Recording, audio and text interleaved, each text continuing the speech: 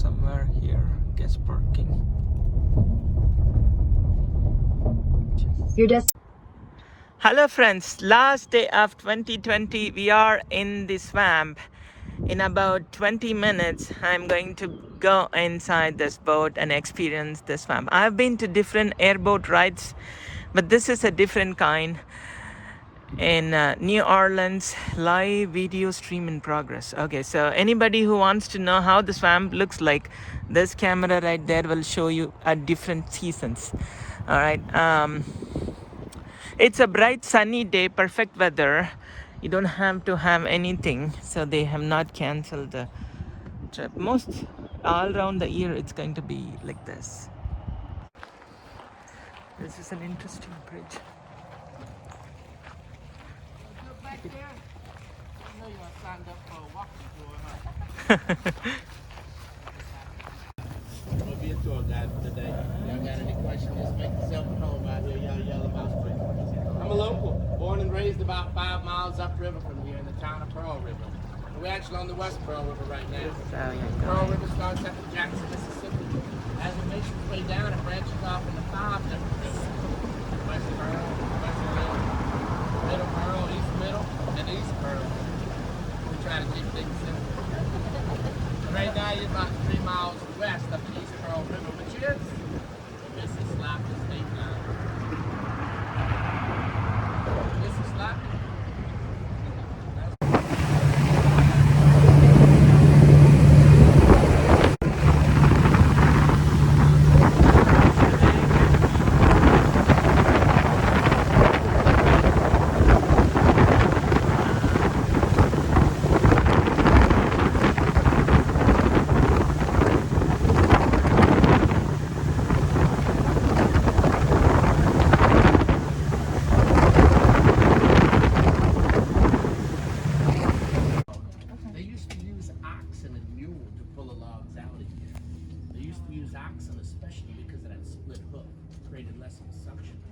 Eventually that heavy log would make a path.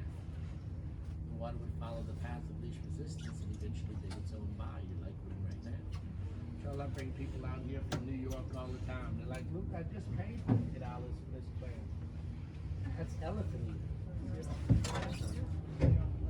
Pretty invasive, y'all. You can see it's still here and pretty heavy. I think it's a lot thicker than that, though.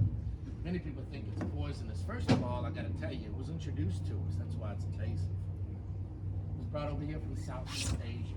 The Polynesians used to line the hulls of their boats with a leaf, make it like a leaf booth. So it's that they make the cricket bats out of the willow trees. The game of cricket? Don't know much about that down here, y'all. But I tell you, as kids, we'd have to come out here and break our switches off of the willow trees. Nowadays, them kids are like, what's a switch? A Nintendo Switch? Yeah. We just looked at it as consequence back then.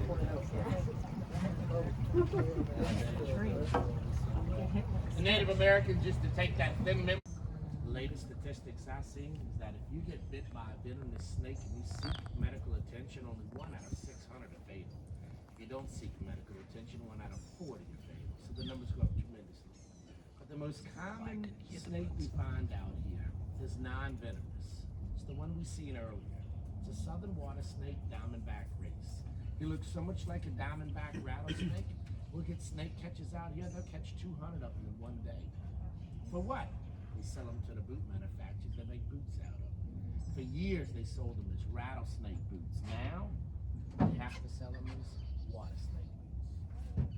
Good story, y'all. I came right around this willow tree up ahead of us one day with a boatload of gas. You can hear the boats. I came on a snake catcher.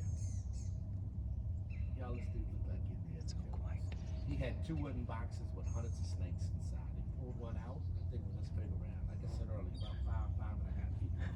And he was holding it up. That snake was coming up trying to strike the guy's leg. Eventually he put his head down and we sat there and watched him for a minute. It looked as if he was trying to wring himself out. If he would wring out a wet towel, he unhinged his jaws. Oh, that snake regurgitated a catfish this big. Then he was hot as a fire. And I share that story with you because people ask me all the time, Luca, what do these critters eat? Well, fish and frogs are a big part of these snakes' diet. Come on, pig!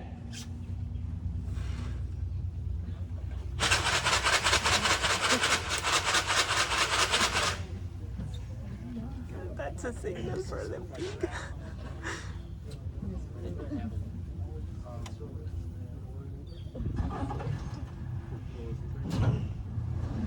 Speaking of fish, you know we got 130 species of fish in southern Louisiana. You ever heard of the sturgeon? Those big prehistoric sturgeon, they'll come up this river, one of them, and lay 3 million eggs. Caviar, y'all.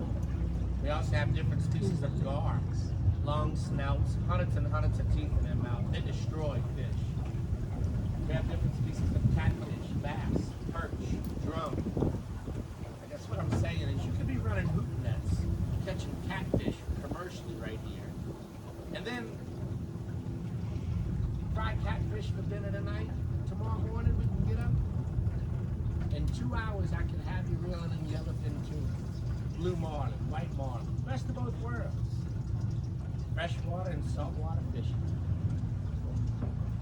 You're only 3 miles upriver from the mouth of the river, open water, Gulf of Mexico. That's all I did for 3 years was run the Grand Casino golf course and private fishing guide. They used me as an incentive, though, to take the high rollers out. Well, to get the high rollers down, they promised them a fishing trip, and then I'd bring them out, catching big game, and then I'd have to have them back in the casino every night because they play $150,000 a night. That was Michael Jordan, was my biggest player. I was fishing playing $600,000 a night. Every time he played this, bet on the crap table was $30,000. That was Arabic oil money. Is what that was.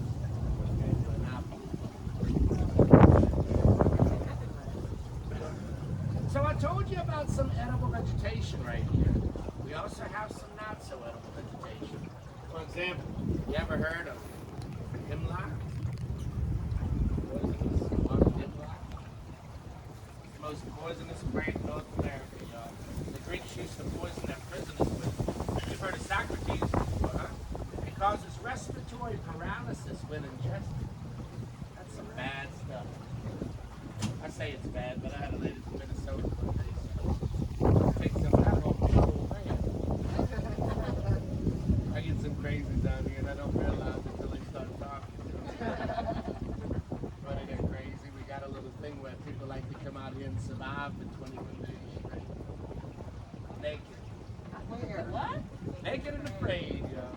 Season 4 was filmed down here in the Honey Island Swamp. The guy who won it, as a matter of fact, is from Orlando. He's got a zip line on the company. And I don't even know why I say regulate their body temperature. That is the definition of cold-blooded. Manually regulate its body temperature. You see that rigid area down the alligator's back? You gotta think of it just like a solar panel. It scoots with fat deposits underneath with blood vessels running through it. So your back is back above the surface to regulate its body temperature. Why? Because an alligator cannot digest its food unless his body temperature rises above 74 degrees Fahrenheit. So if he can't digest his food, he can't restore energy. If he can't restore energy, he doesn't want to burn energy, right? So like earlier this week, Christmas Eve, that night, y'all, it was 25 degrees out here as a low. Then the next night it was up around 32, and then it gradually got warmer to where we are now. Now we have another front coming through. When we get those cold nights like that, every 8 to 10 hours they can come up, but they bury themselves under the mud. They slow down their heart rate down to 1 beat every 3 to 4 minutes. They live off of the fats that they've stored in their tail. How cool is that? Just tell you, I'm going to give you a disclaimer real quick. And the reason I do that is because some of this stuff I'm about to tell you about these alligators may sound a little far-fetched. And it should. Y'all, we're talking about an animal that's been around for 160 million years. The closest relative is the dinosaur. Now these alligators, what we're going to do is we're just going to come around the bend up here and I'm going to check a few spots. It might be a little early. Just want to check a few spots where we've seen a couple alligators yesterday. I seen one, out of 3 tours, I seen one 3-foot alligator, and I seen one 9-foot alligator, which was kind of crazy, but it was under the sunlight under the little tree. They start courting in March. They'll mate in April, and during June they'll lay their eggs. what they do is they build their necks and then regulate their body temperature. That is the definition of cold-blooded. Manually regulate its body temperature. You see that rigid area down the alligator's back? You gotta think of it just like a solar panel. It scoops with fat deposits underneath with blood vessels running through. So he'll back his back above the surface to regulate its body temperature. Why? Because an alligator cannot digest its food unless his body temperature rises above 74 degrees Fahrenheit. So if he can't digest his food, he can't restore energy. If he can't restore energy, he doesn't want to burn energy, right? So like earlier this week, Christmas Eve, that night, y'all, it was 25 degrees out here as a low. Then the next night it was up around 32, and then it gradually got warmer to where we are now. Now we have another front coming through. But when we get those cold nights like that, every 8 to 10 hours they can come up, but they bury themselves under the mud. They slow down their heart rate down to 1 beat every 3 to 4 minutes. They live off of the fats that they've stored in their tails. How cool is that? Just tell you, I'm going to give you a disclaimer real quick. And the reason I do that is because some of this stuff I'm about to tell you about these alligators may sound a little far-fetched. And it should. Y'all, we're talking about an animal that's been around for 160 million years. The closest relative is the dinosaur. This bone receptor. Tiny black dots that run along their bottom jaw, but not limited to their bottom jaw, just most visible because of the lighter skin color. They run across their snout, through their mouth. Brutus is a YouTube sensation, y'all. Don't look it up now. It's pretty aggressive. Somebody videoed it from two of them pulling a 180-pound hog off the bench. Come here, buddy. There's a family of raccoons that likes to hang out here. I haven't seen them.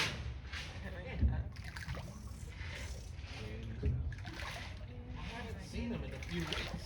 Like somebody ran their dogs out here.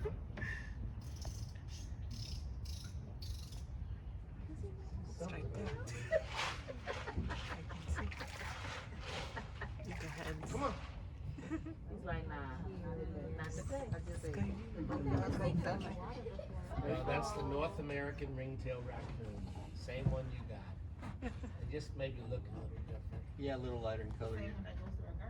It is, but I just so you know, that's not their natural habitat. Leave out what you can. You might call them trash can. This is their natural habitat. It's not scared. Oh, it's coming right there.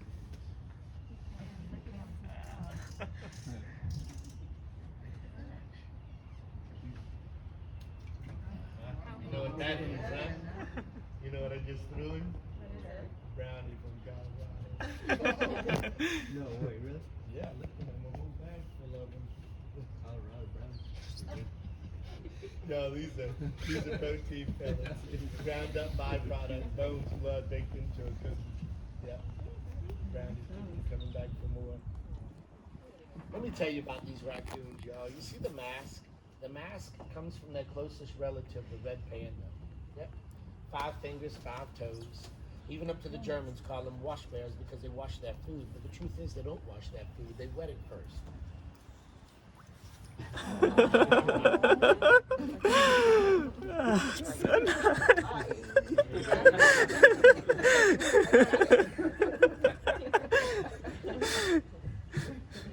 know the number 1 killer of raccoons in North America is the automobile. The Germans call them wash bears because they wash their food, but the truth is they don't wash their food. They wet it first. Their saliva glands don't produce that saliva. You ever seen a raccoon do this with their food? Their hands are so sensitive. That's how they familiarize themselves with their food or with things, period. You'll do that a lot down here in New Orleans, eating new things. What do? Look at it, touch it, smell it, then we might taste it. No, we're a lot like a raccoon. No, they communicate with over 200 different sounds, and they can swim up to 4 knots an hour. Your bottom, you can actually stick your head out from under the bed. Pick up above you. Look through gum trees on the left. Over here on the right is mostly cypress trees. Do y'all see the resemblance right here of the bark of the bald cypress trees compared to the sequoia trees out west? You know why? Because it's also a conifer tree. Yep. Conifer tree. Bearing from a cone. This is the largest conifer tree east of the Sierra Nevadas, believe it or not. They get to be 150 feet tall. The oldest living bald cypress tree is in Virginia, 1,600 years old. Wow. Look around. Notice how version of stalagmite. The cypress leaves, the roots of the bald cypress tree coming out the surface of the water for who knows what. For 200 years, they've been trying to pinpoint exactly what their purpose is. They think that they've narrowed it down between oxygen and stability. One thing we know for sure is that they've never been a tree, nor will they become a tree. And I've got a beautiful. Y'all, just the other day there was a lady. There was a lady out here. She says, "What's all these spider webs floating in the air?" It wasn't spider webs. It was reproduction in the Spanish language. And then it connects to the trees and it just filters out the air. There's a market for this stuff. This form right here, nowadays, flooring the range in its weeks. The real market was in the early 1900s. The locals really bundled that stuff. Would submerge it for 10 days and pull it out with the sun hit it typically.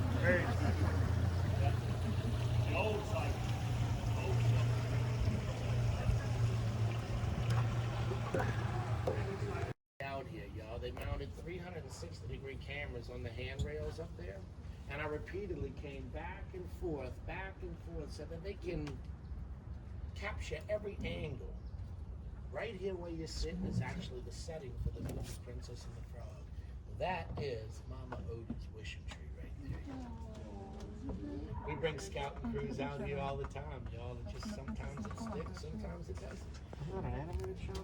Louisiana Wildlife and Fisheries, they must have been being asked the same question because they put out an article. That's the amount, to sum it up basically, that's the amount of crawfish they like to eat. Yep. Kind of like the flamingos. Brownies, y'all, the universal food.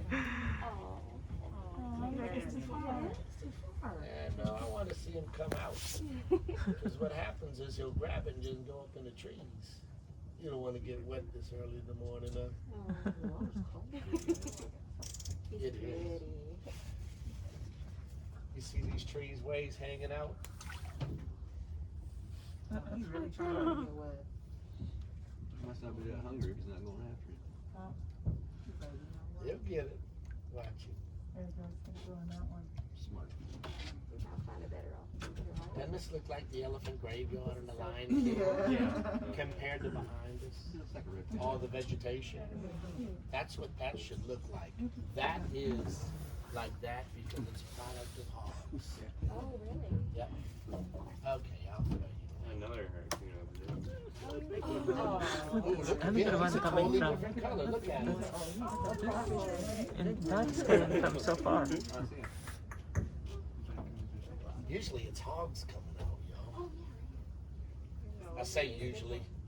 We used to see hogs every day, every tour, no matter what time of year, right back here, until we shut down for 2 months.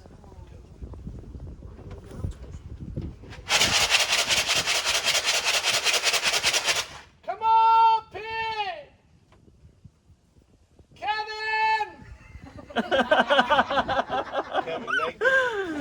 We also got Chris. Chris P. Yeah. We got the notorious P.I.G. We even got Piggy Smalls out here. Kevin Big. Yeah. Let me tell you about these hogs while we're waiting for them to come out. There was one way off in the distance out on the right earlier. Yesterday afternoon in that marsh. These hogs are wild hogs, but they're feral. Feral means originated from domestication. Yep, they were brought over here by Hernando de Soto. But this one's a little You could just hand it to me. You don't gotta throw it. I actually could hand feed them. That's probably the same raccoon from earlier. That raccoon is so. Y'all, it's crazy because you see these raccoons like this right now, but Sometimes we call and can't get no raccoons out here. Sometimes people think we see hogs and raccoons and this wildlife every tour, and we don't. They're all wild animals in their natural habitat, Joe. But anyway, these hogs were introduced to us, brought over here to Tampa, Florida by Hernando de Soto in the early 1500s. They were going to use them as a food source. Turns out they could swim, and they could swim very well, to the point that now we have a problem in every state in the United States with these hogs, except for Alaska. Yep. These hogs are so invasive because first of 16 weeks, they have almost 3 litters a year, up to 12 in a litter. When they drop a litter, within 3 days, they can become in heat again. I read an article put out by statisticians. In that article, it said that in order to stay static, we have to harvest 70% of the population each year. That's impossible. That's why in Texas they start to use tannerite, plastic explosives. Oh, there's a hog out there. You see one? Yeah, straight ahead out Come there. on, pig! Oh, I see him. Come on, pig! That's a big boy. Oh my God! It is coming. Glad you spotted him. They can't wait out here all day for them, but sometimes it takes them a while. That's a big. That's a little mama right there. Is it the males that have the tusk? They have tusks. If she gets close enough, you'll see them. They're smaller than the boar, which I seen my first wild boar in years. Just the other day, about 3 weeks ago. They don't get close. Oh, that is a cool pic. Hey, buddy. Oh, yeah. Standing in 2 legs. Look at that one back there begging too. He's always. Look at me. Except when you can get a hog and a raccoon in the same picture. But yeah, these hogs, y'all, they don't bring their babies. Their babies stay back because during the summertime, all of this is alligators right here. Alligators hanging out here.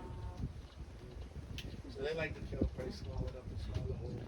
These hogs, y'all, I took a hog farmer out here from Fort Worth, Texas one.